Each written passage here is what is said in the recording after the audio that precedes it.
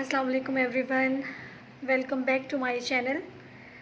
आज मैं घर पे तकरीबन इस टाइम अकेली हूँ क्योंकि सिस्टर सो रही हैं और अम्मी अबू भाई मुल्तान गए हुए हैं, हस्बैंड भी बाहर हैं, हरीश भी सोया पड़े हैं। तो बहुत ज़्यादा खामोशी है घर में। उम्मीद करती हूँ आप सब ठीक होंगे, खैरियत से होंगे और सब गर्मी एंजॉय कर रहे होंगे। बहुत ज़्यादा गर्मी है। कल मैं बाहर गई थी, मतलब मार्केट जाना था और रिलेटिव्स में जाना था, तो पैदल चले गए थे कल। तो बहुत ज़्यादा गर्मी थी, बहुत ज़्यादा अंदाज़ा ही नहीं था कि इतनी गर्मी हो गई। और अब घर पे रह रह के बहुत ज़्यादा मतलब ना बहुत ज़्यादा अब बोर हो गए हैं। अब दिल करता है कि स्कूल ओपन हो जाए और बेशक हमें 5 बजे तक या सारा दिन बिठा के रखें। इतने इतने तंग आ चुके हैं लॉकडाउन से, लेकिन अभी तक दूर दूर तक ना कोई उम्मीद नहीं है। सीओ ने भी यही कहा है और बाकी जो भी न्यूज़ मिलती हैं उसके मुताबिक यही है कि 15 जुलाई तक तो बिल्कुल भी नहीं खुल सकते स्कूल। होप्स हो कि सब कुछ अच्छा रहे। और मैं बिल्कुल गेट के सामने बैठी हुई किचन में ही हूँ और लाइट्स मैंने ऑन कर रखी हैं। ये मैं आपको ये हैं, बैठे हुए हूँ अपने टीवी लाउंज के बिल्कुल साथ। मतलब ये किचन है और ये टीवी लाउंज है, सामने मेन गेट है जो हाफ नज़र आ रहा है। ये रात की लाइट्स भी ऑन नहीं है, लेकिन मैंने टीवी लॉन्च की 1 2 3 4 5 6 लाइट्स ऑन कर रखी हैं। एक तो मुझे डर भी लगता है थोड़ा सा जब मगरिब का टाइम हो जाता है ना, तो और घर में कोई ना हो तो थोड़ी सी टेंशन होती है मुझे अंधेरे से। इस तरह से मैं सामने बिल्कुल गेट के सामने। ये थोड़ा सा व्यू है हमारे कवर्ड्स एरिया का। ये है लिविंग रूम, यहाँ बहुत ज़्यादा अंधेरा है। और ये है मेरा बेडरूम तो भी नहीं कह सकती क्योंकि मैं सिर्फ बेड दिखा रही हूँ, थोड़ा सा दिखा देती हूँ।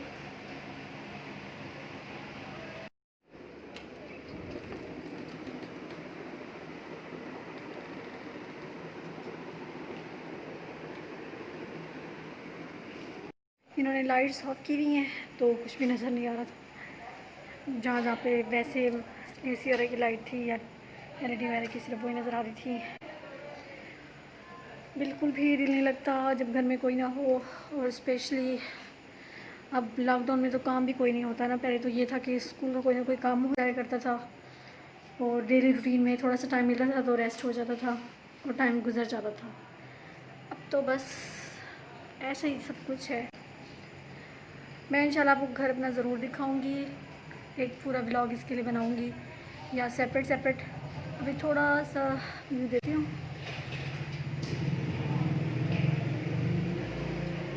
हमारा घर सिंपल सा है और अभी अंडर कंस्ट्रक्शन है, डबल स्टोरी।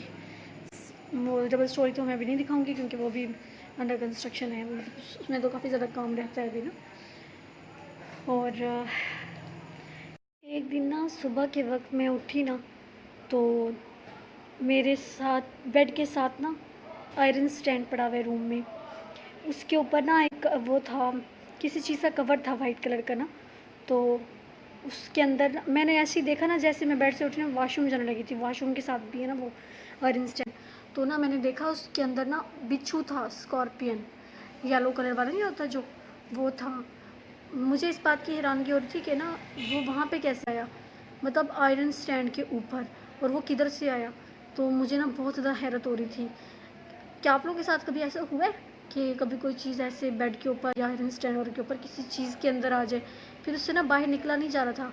मैं ये सोच रही थी कि वो उसमें गई कैसे।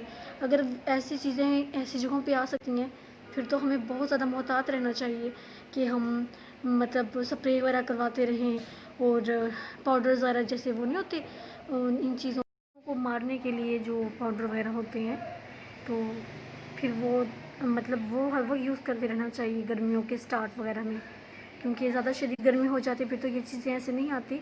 लेकिन जब गर्मी का स्टार्ट होता है ना तो फिर ये चीज़ें बाहर निकलना शुरू हो जाती हैं। और हमारे रूम में ना, हमारे घर में डेली सफाई होती है, तो मतलब दिन में तो कभी भी नहीं ऐसा लगा कि यहाँ से कोई चीज़ निकल सकती है। लेकिन हमारे ना घर के सामने ग्राउंड है, हमारे घर के साथ ग्राउंड है, और हमारे मतलब दोनों लेफ़्ट राइट साइड पे, दोनों पे एक साइड पे ग्राउंड है और एक पे ऐसे अंडर कंस्ट्रक्शन जो है घर ना कच्चा पक्का सा वो बना हुआ है। तो इस तरह से शायद चीज़ें आ जाती हैं।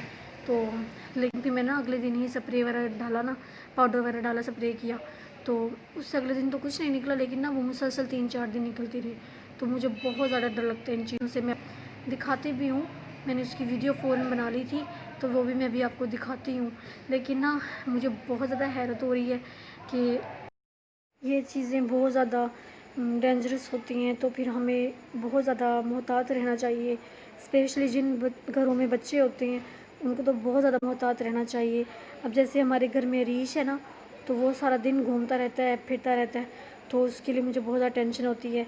वैसे तो इनकी हैबिट होती है ना इन छोटी चीज़ों की, हशराती इंसेक्ट्स की, कि ये रात को निकलते हैं, लेकिन फिर भी जब एक कहीं पे कोई चीज़ है छेड़ो या कोई गलती से बाई चांस वो बाहर निकल आए दिन में, जैसे क्योंकि अब मरीज़ को ना रात को तो बिल्कुल भी नहीं घूमने देते। पहले ये रात को भी उठता था ना तो ये घूमता रहता था, तो लेकिन अब मुझे बहुत डर लगता है।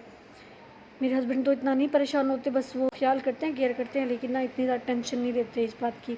लेकिन ना मुझे एक्स्ट्रा टेंशन हो जाती है। ये था वो बिच्छू, मैंने उसी वक्त वीडियो बना ली थी इसकी।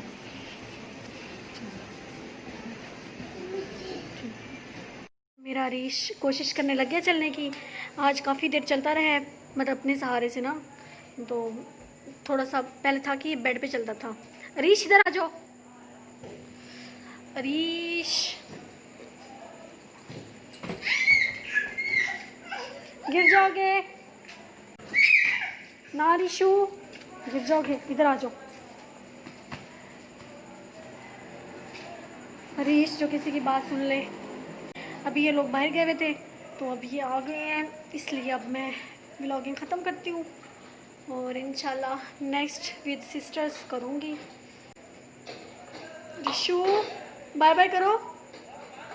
हरीश, हरीश ये देखो, रीशू मैं जा रही हूँ, बाय बाय। उसने क्या दिया बाय, उसे परवाह ही नहीं है। बाय।